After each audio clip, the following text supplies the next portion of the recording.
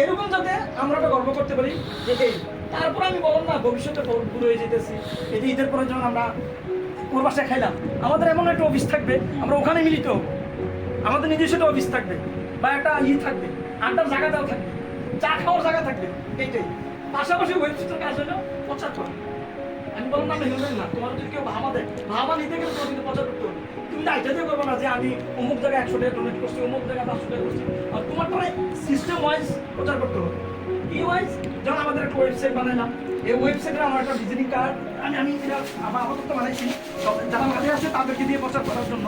ধরো একটা visiting card তুমি 58 পেজের একটা বন্ধুর সাথে দেওয়া হলো বা ছোটো ভাই আছে দোস্ত এই কার্ডগুলো একটু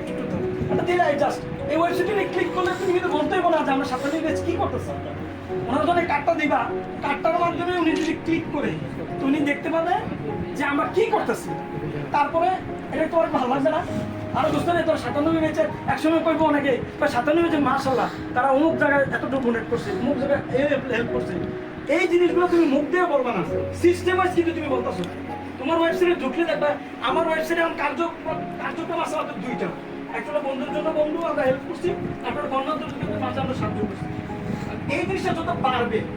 ততই কিন্তু তোর সব তো হইতেছে না এটা আমরা বন্যাদের মধ্যে সাহায্য করতে হইতেছে না একটা বন্ধু বিপদ হয়ে যেতেছে কালকে একটা বন্ধু আমার এমনও বন্ধু আছে যে চিকিৎসা করে ক্ষমতা নাই তার বাবা অসুস্থ আমরা করবো